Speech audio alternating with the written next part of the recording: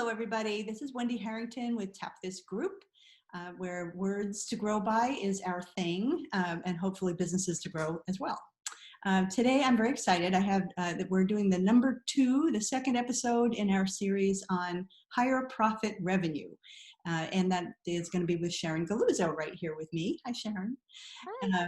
And she is client whisperer, trainer, speaker, extraordinaire.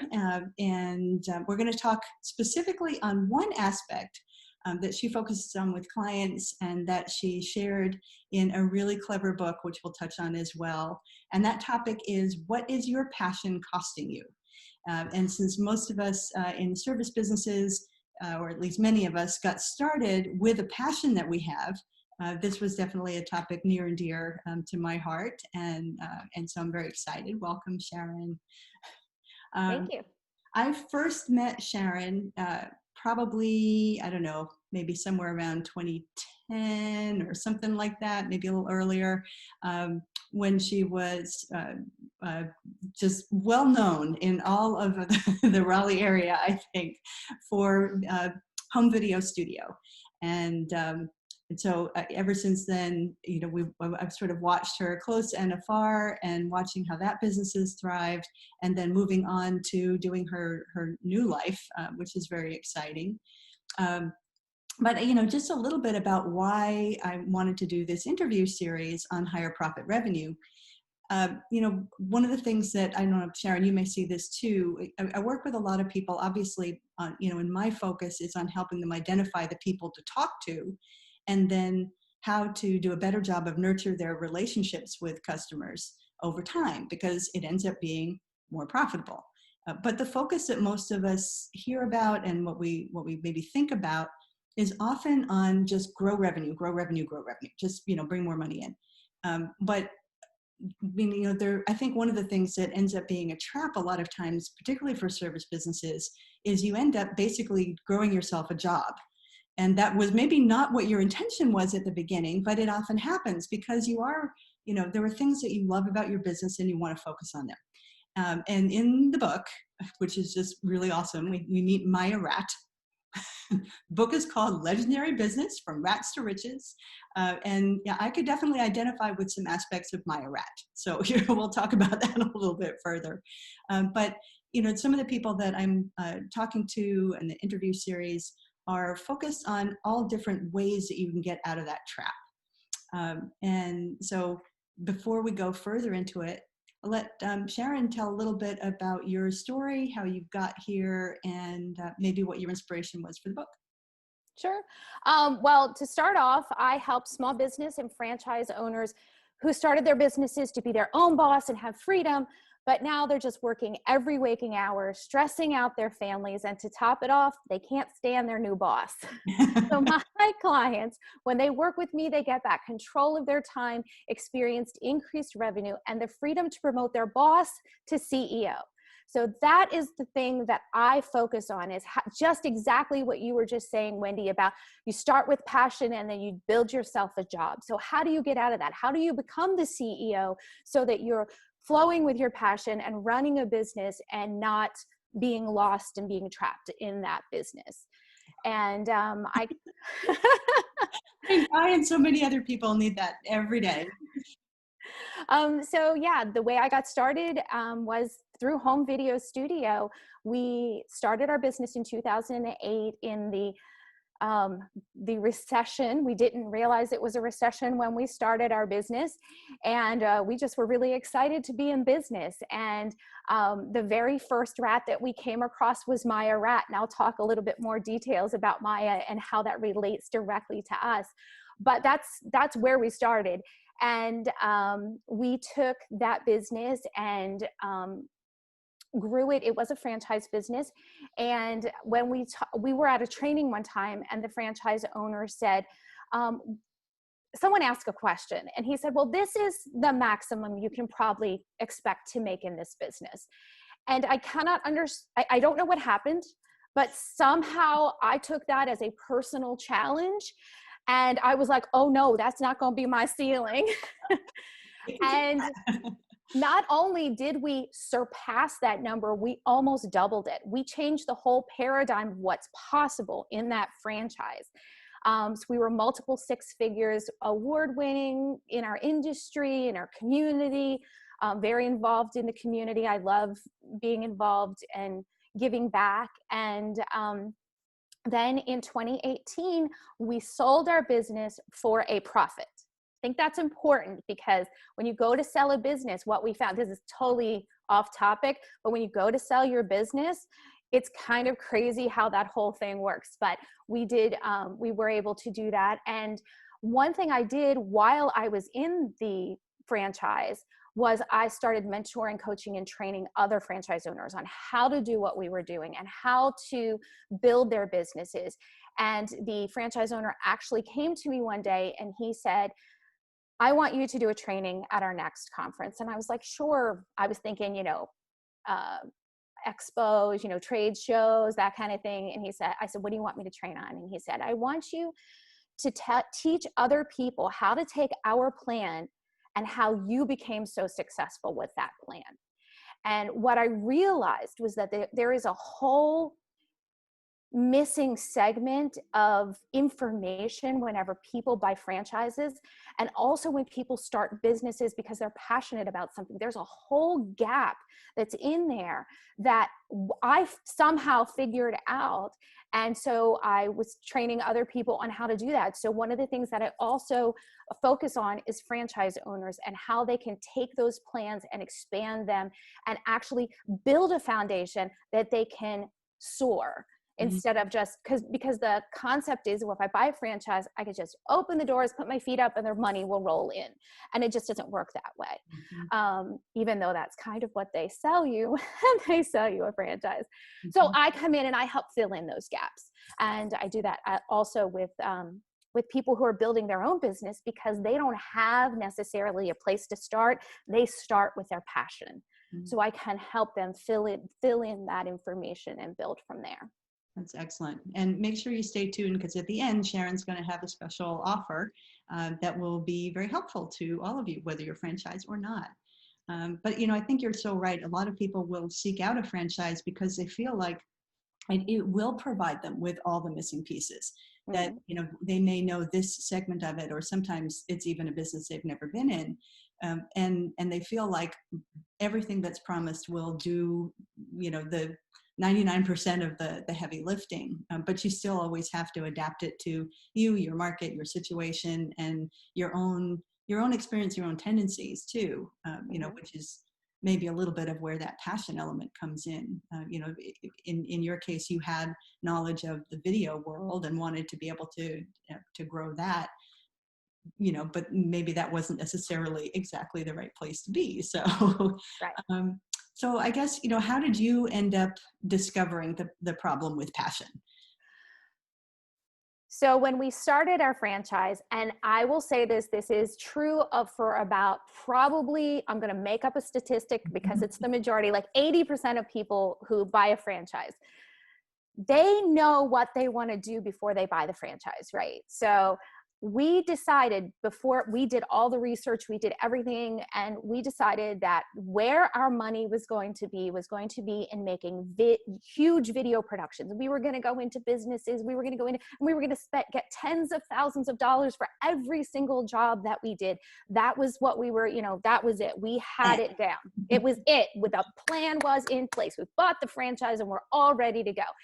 And when we bought the franchise owner said to us, the money is not in video production. The money is in transfer services. Well, what's transfer services? It could be the most boring thing on the planet.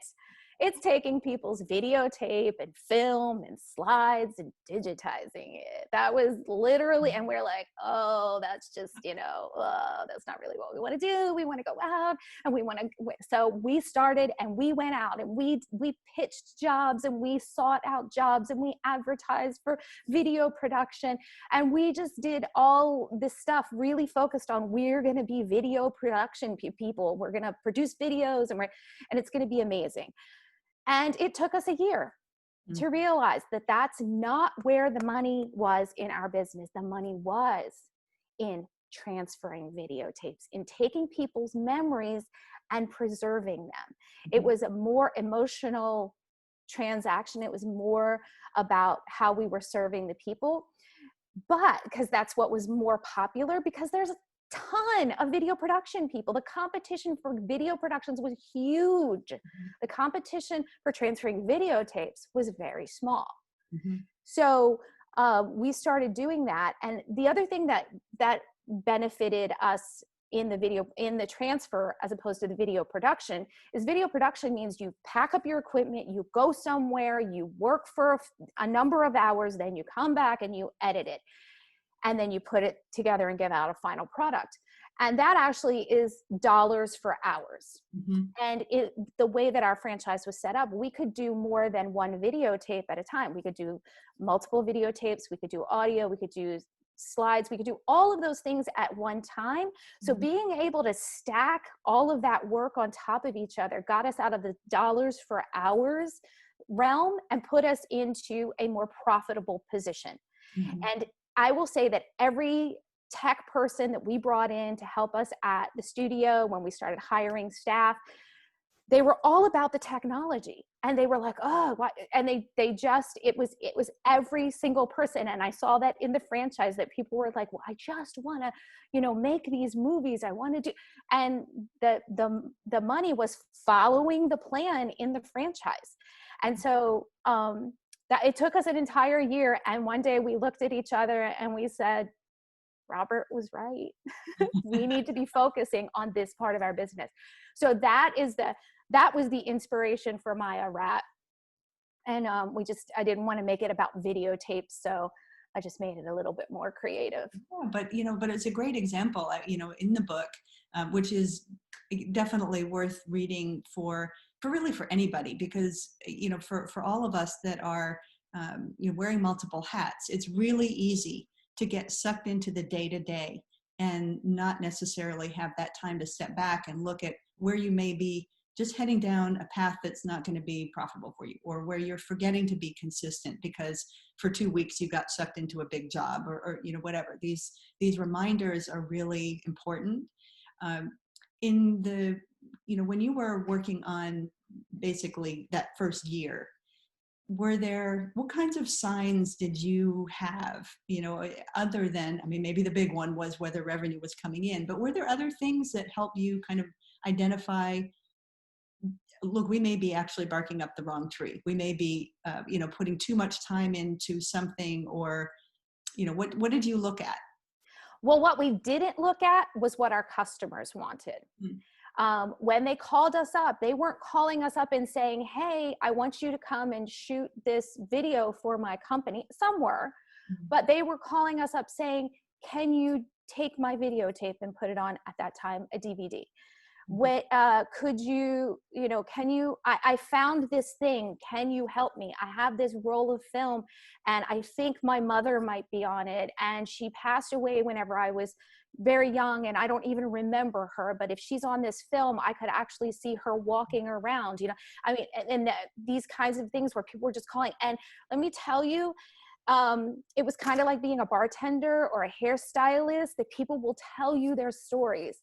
And it took us a while to realize how important that part was, that this was not a transaction. Video production, where the way we were doing it, trying to go out to businesses and stuff, it's a transaction. They're trying to get something done. But the other part, the transfer service, was an emotional Mhm. place. And I really connected with that pretty quickly. And then we realized, once we looked back, this is what our customers want. This is what they're asking for. This is where we need to put our focus. This is where we need to put our advertising dollars. This is where we need to draw people in, because that's what our customers want. Yeah. Actually sounds pretty lucky, because I think there are a lot of businesses that are out providing services, um, and they don't know what the customer really wants, because the customer hasn't made the connection yet. They're talking about one thing that's the thing that they want to be doing, and there may be a little slice of it that they don't even know is important yet. Mm-hmm. So are there things that you are able to help your clients with, to uncover what those hidden gems might be? that is something that we definitely, where I work on with my clients. It's there's a lot of research that needs to go into it, because as business owners, we want to tell you what we do. We want to give you the information, tell you why we're the best, the technology that we use, the processes that we're all in about how we do that job. And what we should be doing is, what do my customers want? What problem am I solving for them? Well, we might know the problem that we're solving, but are we articulating it to our customers so that they can understand and go, oh my gosh, that business can solve my problem? And that's something that we work really hard on, is finding that, way to speak to your clients, to your avatar, to your customers, to get them to go, oh, you can solve my problem. Mm-hmm. Yeah. And finding their words, is usually really difficult, whether that's sitting down and doing informal focus groups with people, even people who are not your clients, they Right. may just be people who you know are in a similar industry to what you like to work with, or something. I know a lot of times what I sort of hear ends up being at least a successful starting point for people is to, because a lot of times folks are coming out of work that they've done. They may have been that person that they're solving. Mm-hmm. This is true for me somewhat, that you can use your own experience. What was your situation 3, 4, 5 years ago? The problems that you needed to have solved then. Are there other kinds of questions that, that are helpful in the process? Another thing that's helpful is to, when you're creating your marketing message, is to imagine if you were your ideal customer and you're sitting in a Starbucks, my friend Rob says, sitting in a Starbucks, and you're complaining to your best friend. What are you complaining about? Are you complaining about, like marketing says, overcome overwhelm and things like that? They're not saying, they might say I'm overwhelmed, but what they're going to say is, oh my gosh, I can't sleep. This is, I'm struggling with this, or I don't have any time for my kids. Oh my gosh, all I do is, work and help them with school. And, with the whole COVID thing, we need to make a shift for that and how we're communicating, because people's time is differently spaced than it used to be. But really doing that little exercise and being like, what would they say to their best friend? What is it that they're complaining about? And then that will help you go, oh, those are the kinds of words that we need to use when we're doing the marketing, because we come to it at such a high level, and we're coming to it from our heads and not from the emotional aspect of what your customer is going through. Yeah, that's true. And very often we don't even know that language that we're using isn't language that is familiar to the other person. Or if it's familiar, we were helping somebody with a 30-second elevator pitch recently. And individually, all of the things that were being said were totally fine. But taken together, it was just an overwhelming, like too many layers of technical, too many layers of adjectives too quickly. So you kind of have to get people first to be able to even get in on the same page as you. They have some context for what you're talking about with the problem. And I love that idea of sitting down and talking to your best friend. Or maybe it's the things that you're afraid to tell your best friend or your spouse because you've been complaining about it for so long. That's true. And then another thing that I find people do that you triggered was lingo. I call it lingo. Mm-hmm. When people talk industry jargon to their clients, and their clients don't have the capacity to understand that because they're not in that industry. Mm-hmm. We had that with, like I said, we had hired a lot of technical guys, and they wanted to talk about the bit rate and the aspect ratio and why this is better, because, and I was like, our customer is, a 70-year-old woman, and she probably, nope, not making assumptions about 70-year-old women, but probably she's not worried about the bit rate and the aspect ratio. She wants to know, can she get back a product that will play and that will look good? Mm-hmm. That's all she cares about. Yeah. So, bringing people down from the stuff they know, from their expertise, from their passion, almost have to step outside of that to communicate with your clients in a way that they can ingest the information. And that's one of the things about being a client whisperer, is I help you understand how to communicate your message to your clients so that they know, like, and trust you, and that they want to buy from you, and that they refer you to other people. Yeah, that's perfect. It is that language. It's coming up with that, that sense of connection, which, makes a lot of sense, that even though what you had been doing was something that was relatively technical and could feel like a commodity, the benefit was way far above anything that was a commodity. Right. So that begs the question, then now you're flipping things. Do we have to flip things around and say, break down all of the services that you offer? I'm thinking, let's say, like a plumber or an electrician or somebody, right? You have, because it's not just creative people, quote unquote, creative people that have No. this service, right? Everybody's got their favorite services to put in place. So you have to be, I guess, very strict about being able to step back and go, how many hours, what expertise? If this is, I don't know, I guess what they call in business school, like a loss leader. Is this something that all by itself maybe isn't that good or that profitable, but it gets the door open to your client at exactly the right time for you to be able to develop a relationship that could grow someplace else? What kinds of things along those lines could help people as they're sitting down and thinking, look, here are all the services I offer. Where, like, what really should be my priority, I guess. Right. Well, actually go into that in a little bit of detail in the book. We didn't say the name, by the way, Legendary Business from Rats to Riches. In case you want to know the name of the book, I just realized we didn't say the name. But we definitely go into that. So what you need to do is critically look at your books, look at your sales, all the products that you're offering.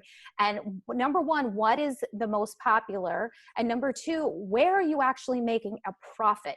Because as we know, the profit is the difference between what it costs you to do or provide a service or product and the amount of money that you get to keep after you sell it. So if you aren't, it might be your most popular item, but if it's not priced in a way that makes you profit, it might not be something you want to focus on. That might be your loss leader.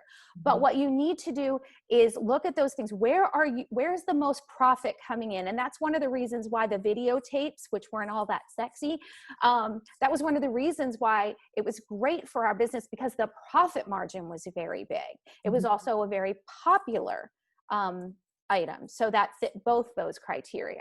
But you really need to look at your books, go through what are people buying and what is the profit margin that you're getting on that. And if it's a small profit margin, but it's a loss leader, then focus on that because it gets them in the door. Then they'll want to do more business with you. So, there's other things that you can do that can help them. Like, for us, it was, they brought in a videotape and then they'd call us and say, hey, we're having a birthday party. Can you come videotape it? Those kinds of things where small jobs lead to big jobs. And that's a really important thing to understand. Sometimes people in businesses, I don't want to focus on that little thing because it's just a little bit of money. But if that's what gets them in the door, it gets them to know you, because there are some people that will see you and love you immediately and they'll buy from you and they'll tell all your friends. And then there are other people who need to vet you and work with you and watch you and examine what you're doing. And they're very, very slow to turn around and bring you something else. So if you want to, you want to be able to reach all of those people. So you need to take those smaller things and understand that those will lead you into larger things. Because we had a guy come in one time and he had one videotape. And we did a really good job for him. And it took him a while. He had to, like I said, he had to vet us. He had to, he's a very slow decision maker. But when he was ready, he brought us back like his entire library, which was extensive. So never, ever, just going to make a little side note here, never, ever think that the small job is unimportant. Do that small job like it's the most expensive job that you have, because you don't know. We used to say this all the time. You don't know what's sitting out in their car. We'd have people do that all the time. They bring in one videotape and then after They talked to us and they decided we were the people that were going to do it. They go, I'll be right back. And they back out to their car and bring in a box of stuff. Yeah. You don't know why they're coming to you. You have to treat every customer the way you treat your most expensive customers, the ones who bring you the most money, because you just don't know why they're there. You don't know what they want, and you don't know what they have, those problems that you could meet for them. That's so true. Yeah. And, for each one, like you said, sometimes people it may be them, but it may be the people they know as well. Mm-hmm. So every single piece that you do, in a way, it's a great thing if you can have as your lead item something that maybe even doesn't require your direct time. Like if you can bring somebody else in to execute or to help execute that thing, and you can put all of your attention into the customer care piece, Mm-hmm. and that being consistent about reaching out to them, and then gradually expanding their knowledge, their awareness of the kinds of solutions that you can bring beyond this little slice that you just did. Mm-hmm. There's all kinds of reasons to focus on that. Actually, the book that I'm focusing on now for this next book review series that I do in a different group is The Power of Moments, which is just a wonderful, like just a litany of amazing examples of experiences that have been created by businesses and organizations in general to highlight and celebrate specific moments. So this is a great example of a way that you could take something that's a relatively small piece, maybe profitable, hopefully, but a small piece that you can really, create a magical moment out of it and win somebody for life. So Yeah, absolutely. that's very cool. What I guess, are there things that you feel like that people have to get their mind wrapped around, making that sort of like a mindset shift when they're trying to kind of pull themselves out of the, maybe potentially there's disappointment because they really wanted to have a business that was focused on this and they have to go there. Are there things that can help people sort of get past that and take a longer view? Well, yes, this is one thing that that you can do is if you will actually focus on the things that the customer is buying, even if it's not that thing that you're so passionate about, if you'll focus on what they're buying and adjust your business so that you are creating a profitable business, it actually frees you up to do those things that you really want to do, because it doesn't eliminate the Maya's making big beautiful cakes. It doesn't eliminate that. It sets them free so that they can do those things that they're extraordinarily passionate about, because they have a business that's working in the background. They have the flywheel is going and it's running and everything is great. I worked with a client and been in business for 15 years, and she's like, I want to pay myself. And when we sat down and we looked at everything that she was doing, I was like, okay, so you're doing this and this and this and this and this and this and this and this and this. Okay. So what do you have in place so that you can replace yourself? And she was like, what? That's the kind of thinking. That's that when you have the foundation, when you set your business up so that you're making money, you're free to do any of that. You're free to be the CEO. You can go on vacation with your family for a week because it's not just you. And that's the kind of progression and growth that I help my clients get, is to go from I'm chief cook and bottle washer to I'm the CEO. You're going to do this work and you're going to take care of these mundane things. Mundane. They're mundane, but you have to do that. You have to do your books. You have to do all of that business-y stuff. It has to be done. But you can find a way to do it so that it's not you that's doing all of the work. And if you look at your books and you look at what's going on in your business, what you're offering, and figure out how to leverage it into a profitable thing, you actually get more freedom. I met a woman down here in Emerald Isle, and she's great business owner. She has 2 locations and she's just opening up her 3rd location. And we were talking about the fact that a year ago she was working 70 to 80 hours a week. She was doing everything. And now She gets to go and spend a week in the mountains, a week at the beach, a week in the mountains, a week at the beach, and she's possibly opening up now a fourth location. And that's a CEO. That's, where you've got, she felt like she had to do everything. And we have to trust that we can release some things and let them be done by other people so that you can be free. You can build a profitable business and be a CEO and be a creative and be, passionate about your business. Yep. Oh, that's absolutely true. It's a combination of what you're talking about. It's the strategy behind it. It's making sure that you are thinking in terms of how can I grow this as a successful business, as opposed to how do I just get more freelance work in, let's say, or whatever that is. Even if you're a store or you are selling product as opposed to service you deliver, being able to get past that idea that you have to control everything. One of the things that I found is helpful when I'm working with people that are at that stage of their business, when we're also revisiting their branding, is taking, how do I take the way of doing business? The skills, maybe are a little bit easier sometimes for people to find, but they don't often trust that someone else is going to do it the way that they want, or and connect with the customer in the way that they want. And so we look at different opportunities for taking the brand beyond just, here's my logo, here are my colors, and turn it into an actual living, breathing thing that they can use when they onboard new staff, when they can look at training them, when they can bring in, every aspect of the interactions they have when they're doing, community work, like, just as it becomes a very holistic type of thing.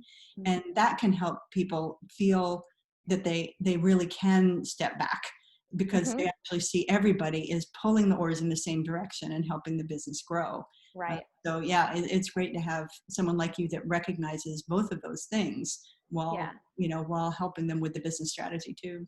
And I love what you were saying about brand and the marketing and the research and stuff, that it's not just a logo. It's how do your customers feel about you? And that's something that you can help people with, is how to create that environment where there's, you're building trust, you're building a system where they are doing what they love to do and serving people, but their message is clear. So many people, I know you've seen this, we network a lot. So many people have such a muddled, cloudy message, and they're not, like, I've sat in countless networking meetings where people spend 30 seconds telling you what they do, and they sit back down and I'm like, I got no idea what that person does. Yeah. And it's critical. You have to be able to communicate what it is you do. Yeah. And sometimes you need help, because we are, it's the whole forest for the trees. You have a Post-it note stuck to your head. You can't read it, but somebody else can look at it and go, it's plain as day. It's a bright shining light, but you can't see that bright shining light because it's on your forehead. That's one of the best things about, the work that you do, having a coach, having somebody, in whatever capacity, to be able to look at your business. I have this when I'm helping people with their bios or whatever, the same thing, and I'll say, look, really, if you want to see how the work is done, don't look at what we do for our own businesses, because it's really difficult to have that objective language. You need to have somebody else. So the work that critical is just huge out there. So what have I not asked you about that you would want people to know about the topic of what their passion is costing them? I think that what people need to know is that, and this is also a message in the book, that people hear the phrase, if you love what you do, you'll never work a day in your life. I love that. So yes, a lot of what you do might not feel like work, or the reward that you get back for doing what you do is so tremendous that it overshadows the work that has to be done to get there. But if you run a small business, you have to work, and you have to work hard. But there's a way to work hard and smart that you can figure out how to, sort of spread the wealth and move things forward. But the concept of, I'm just going to flutter out of bed every day and I'm going to soar through my work and I'm going to bless people and I'm going to solve their problems and it's just going to be a fantastic voyage. Well, let me tell you, voyages on ships, it can be very rough. There are seas that come. There are there's sun, there's elements, there's things that come. And if you have a hole in your boat, then it's not going to be smooth sailing. So we need to own that. If we're starting a business, we're starting a business.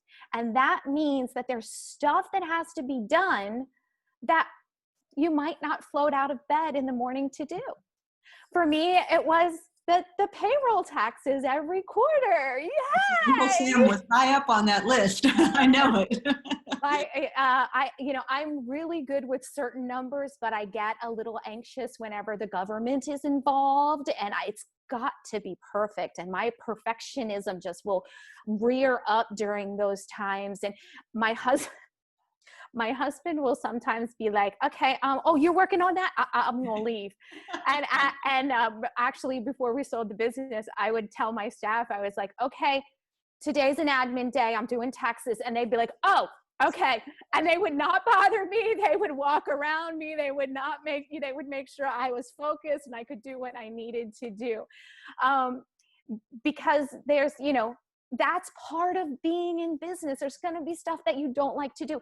Can you eventually hire that out and have somebody do all the stuff you don't want to do? Of course. But in the beginning, you may have to do those things. I mean, you will have to do those things. You have to pay your taxes. You kind of have to do that. They're a little strict on that if you don't. But just understand that you're taking on not that little passion piece, but you're taking on an entire world of owning a business. Yeah, that's so true. That's, I think, a big piece of the mindset, where when you decide to go out, quote unquote, go out on your own, hang a shingle, whatever the phrase is that that you've used when you started, you need to make that decision. Am I wanting to be self-employed, or do I want to have a business? And they are two different paths with two different sets of, everything basically that unfolds. I mean, about the only thing you have in common is that at some point tax has to be paid, but the way that you take your own money, the way that, everything that you do is going to have a little bit of a difference, and making that distinction, the earlier you can do it, obviously the better. So wherever you are in your business, I would recommend getting with Sharon. Sharon, you had a special offer that you want to talk about. Yes, I do. And also, if you want to check out the book, which we didn't mention earlier, I do have, you can get a free, sorry, I'm trying to fix something on my computer here. You can get a free, the first 2 chapters free. That link will be in the notes. Yes. Okay. So if you want to check out the book before you buy it, you just go ahead and buy it. It's an awesome book. It's easy to read. It's really fast and fun. And this is my selling feature of my business book. It has pictures. It has pictures, people. So I can't get better than that. But yes, I do have a special offer. And I want to thank you, Wendy, for allowing me to be here today. And I'm sure that people got a lot of ahas and triggers, because they know that the instability in their business is also causing instability in their life, because they thought they were setting themselves free, and instead they're kind of just building a personal prison. Mm-hmm. There's anxiety, there's stress and guilt and frustration. And they're also plagued by the constant knowledge that they know their business could make more money if they could just figure things out. So I know that many people are ready to put this behind you once and for all and experience consistent revenue, balance, and freedom. So we talked about what your passion is costing you in actual dollars and cents. You can lose money if you're just chasing your passion and not understanding how to run a profitable business. You want to get off the sales roller coaster, that feeling that it's feast or famine whenever it comes to sales. You want continuous long-term growth that enables you to build security and the ability to have time for yourself and your family instead of working endless hours with nothing to show for your passion. So I want to give you a free 30-minute make more money in 30 days or less breakthrough call. At the end of that session, you're going to know the tools that you need to have a stable, profitable business that treats you like the CEO you are. You'll walk away with at least one strategy that you can implement in the next 30 days that will make you money in your business. Now, I wish that I could give a session to every single one of your listeners, Wendy, but I can't because my time is limited. So I'm going to make this available for the first 5 people who go to meetwithsharon.com. Really easy. That'll get you on my schedule. This is regularly a $250 session, but for the first 5 of you, it is my gift. If you're ready to bust open the doors and let your business soar, the first 5 of you get this compliments of me at meetwithsharon.com. That is definitely an offer that everybody needs to take up on. So we'll have to make this be a race to the finish. Go, go, go. Yeah, and definitely, at any point, get the book, read it through, but don't read it through before calling. Go call first. My tip for today. Well, Sharon, thank you very much. And we'll make sure we put all of your information in there. But you are at also SharonGalluzzo.com, I think. Sharon at SharonGalluzzo.com. Yeah. Mm-hmm. Oh, and I'm sure you're going to put this in the notes, but just so you know, it's 2 L's and 2 Z's in Galluzzo. We're very greedy. Very good. I love it. Double the pleasure. That's right. Oh, I like that better. All right. Well, thank you again. And I hope everybody has any questions. Reach out. We'll be monitoring the comments and just go forth and conquer. Have yourself a great day. Thanks. You too, Wendy. Bye. Bye.